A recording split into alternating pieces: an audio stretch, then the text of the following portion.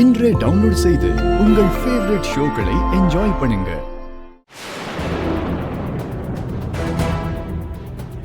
மாமாக்கு ரொம்ப க்ளோஸா இருக்கக்கூடிய அந்த பொண்ணை பத்தி தெரிஞ்சுக்கணும்னா என்ன பண்றது?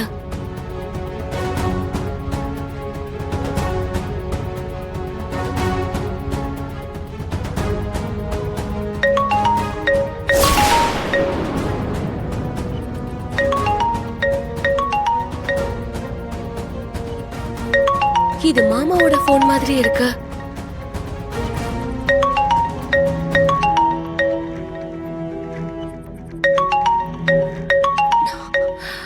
மை ஃபார் எவர்னு இருக்கு.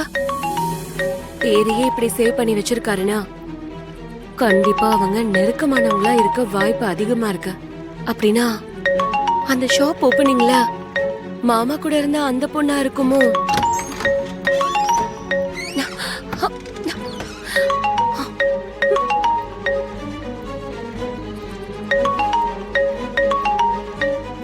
ஹலோ.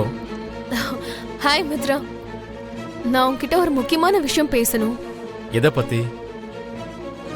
மாமா ஒரு தடவையாவது அந்த பர்சன் யாருன்ற பேரை சொல்லுவாருல்ல, அப்ப அந்த பொண்ணு யாருன்னு தெரிஞ்சிடும்.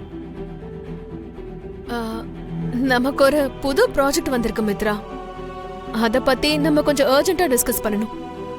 இன்னைக்கு முடியாது.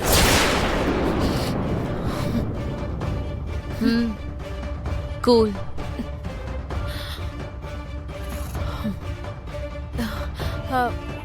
மித்ரா, நம்ம வர்க்கை விட முக்கியமான வேலை உனக்கு வேற என்ன இருக்கு? ஃபேமிலி. வேலையை விட முக்கியமானது ஃபேமிலி. இன்னைக்கு என் டைம் முழுக்க என் ஃபேமிலிக்கு மட்டும்தான். இந்த டயலாக்லாம் கேட்கறதுக்கு ரொம்ப நல்லாதான் இருக்கு. இத வச்சு பார்க்கும்போது மாமா கண்டிப்பா அக்காவை ஏமாத்த மாட்டாருன்னு தான் தோணுது. ஆனா என் கண்ணால பார்த்த விஷயத்த என்னால எப்படி நம்பாம இருக்க முடியும்? என்ன இருந்தாலும் இவரும் ஆம்பளை தானே. ஜானு, அங்க என்ன பண்ணிக்கிட்டு இருக்க? இங்க வா. டூ ஒன் திங் மனிஷா, நீ இங்க வந்துரு, இங்க வச்சு பேசிக்கலாம். இல்ல மித்ரா, அது அவ்வளோ இம்பார்ட்டன்ட்னா நீயே இங்க வா. சரி மித்ரா, நானே இங்க வந்துடுறேன். Good, I'll be waiting for you. என்னாச்சு மனிஷா? அந்த மித்ரா என்னையும் அங்க வர சொல்றாமோ? அங்க போனா நீ நினைச்சது எப்படி நடக்கும்? அந்த லக்ஷ்மி வரலட்சுமி விரதத்தை முடிச்சிருவா. அதுக்கப்புறம் நீ ஒரு விருந்தாளி மாதிரி தான் பாத்துட்டு இருக்கணும். இல்லமோ, தூரமா இருந்து சாதிக்க முடியாதத பக்கத்துல இருந்தே சாதிக்கிறேன். வரலட்சுமி விரதத்தை நான் அங்கேயே இருந்து முடிக்கிறேன்.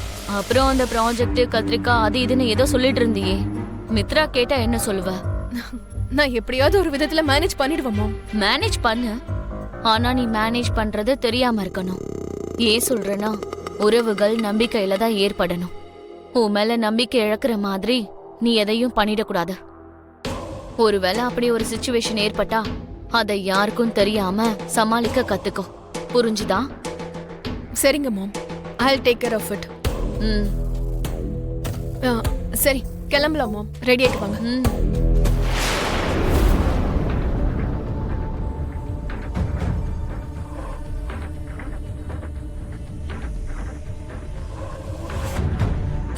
மித்ராவோட வழியில இன்னொரு ஆபத்தும் சூழ்ந்துகிட்டு இருக்கு. என்ன ஜோசியரே அது? சர்ப்பகண்டம். கடவுளே, மித்ராக்கு எதுவும் நடந்துடக்கூடாதுன்னு ஒவ்வொரு நிமிஷமும் அவனை பாதுகாத்துட்டு வந்துட்டு இருக்கேன். ஒவ்வொரு கண்டத்தை தாண்டறதுக்காக ஏதோ ஒரு வழியை கண்டுபிடிச்சுக்கிட்டே வந்தேன். இப்பவும் ஜோசியர் கொடுத்த அந்த மூலிகை சக்தியை வச்சு மித்ரா அந்த கண்டத்துல இருந்து எப்படியாவது வெளியே வரத்துக்கு நீதான் பாதுகாப்பா இருக்கணும்.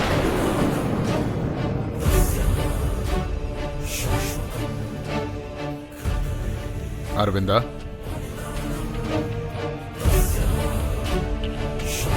அரவிந்தா, உன்னதான். என்னங்க? கூப்பிட்டும் காது கேட்காத அளவுக்கு அப்படி என்ன யோசிச்சுக்கிட்டு இருக்க? என்னாச்சு? ஒண்ணும் இல்லைங்க. இங்க நடக்கிறது கூட தெரியாத அளவுக்கு பதட்டமா இருக்கு அரவிந்தா. உன் பதட்டத்துக்கு காரணம் தெரியலனாலும் நீ கவலையோட இருக்கிற விஷயம் என்னால புரிஞ்சிக்க முடியாதுன்னு நினைக்கிறியா? மித்ராக்காக ஏதோ மூலிகை எல்லாம் வர வச்சியாமே, உன் மனசுல மட்டும் அதை மறைச்சு வச்சிருந்தா அது உனக்கு ரொம்ப பாரமாயிடும் அரவிந்தா. என்கிட்ட சொல்லு, அந்த பாரமாவது கொஞ்சம் குறையும். காலையில என்னென்னவோ அபசுகுணங்கள் ஏற்பட்டு அதனால எனக்கு சங்கடமாயி நான் ஜோசியருக்கு கால் பண்ணங்க. இன்னைக்கு மித்ராவுக்கு சர்ப்பகண்டம் இருக்குன்னு ஜோசியர் சொன்னாரு. ஆனா ஆபத்து ஆபத்து தானே. அது எந்த பக்கத்துல இருந்து வரும்னு, எந்த இடத்துல இருந்து வரும்னு ஒரே டென்ஷனா இருக்கு. இந்த ஆபத்துல இருந்து தப்பிக்கிறதுக்கு ஜோசியர் நமக்கு வேற ஏதாவது வழி சொல்லியிருக்காரா? இன்னைக்கு லக்ஷ்மி பண்ண போற இந்த வரலட்சுமி பூஜை எந்த ஒரு தடங்களும் இல்லாம, எந்த ஒரு தோஷங்களும் இல்லாம புனிதமா முழுமையா செஞ்சு முடிச்சோம்னா அதோட பலனை வச்சு மித்ராவை பாதுகாக்க முடியும்னு சொன்னாருங்க. அதனாலதான் இன்னைக்கு லக்ஷ்மி கிட்ட விரதம் இருக்க சொல்லி இந்த பூஜையை பண்ணி முடிக்க சொன்னேன். இந்த விஷயத்தை பத்தி வீட்ல வேற யாருக்காவது தெரியுமா? அத்தையை தவிர வேற யாருக்கும் தெரியாது. நான் தெரிஞ்சுதான் வேற யாருக்கும் சொல்லலைங்க. ஏன்னா வீட்ல ஒரு பண்டிகை சூழல் இருக்கு. இந்த விஷயத்தை பத்தி தெரிஞ்சா எல்லாரும் பதட்டம் ஆயிடுவாங்க.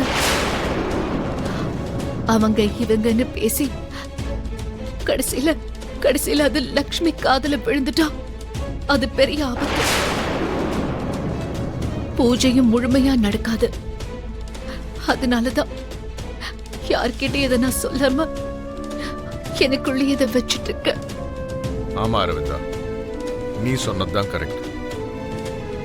அப்படி இல்லைன்னா இந்த விஷயத்தினால ஒவ்வொருத்தரும் பதட்டப்பட்டு நிம்மதியை இழந்துருவாங்க. ஜோசியர் மூலிகையை அனுப்பி வச்சிருக்காருன்னு சொன்னல, அது நம்ம மித்ராவை ஒரு பாதுகாப்பு கவசமா இருந்து காப்பாத்தும். நானும் அதே நம்பிக்கையோட தாங்க இருக்கேன். பெரியம்மா, பெரியப்பா, என்ன சஞ்சனா? அங்க அண்ணி பூஜைக்கு எல்லாத்தையும் ரெடி பண்ணிட்டாங்க. நீங்களும் வாங்க. சரி, நீ போ, நாங்க வரோம். சரி. நல்லா இருக்கியா? ரொம்ப நல்லா இருக்கேன் பாட்டி. உன்னை பார்த்தது எனக்கு ரொம்ப சந்தோஷமா இருக்குப்பா. பாட்டி, இந்த புடவையில சூப்பரா இருக்கு தெரியுமா? அப்படியே ஹீரோயின் மாதிரி இருக்கு. போட, எப்ப பார்த்தாலும் என்ன கிண்டல் பண்றதே உனக்கு வேலையா போச்சு. கிண்டல்லாம் இல்ல பாட்டி, பெர்ஃபெக்ட் ட்ரூத்த தான் சொல்லிட்டு இருக்கேன்.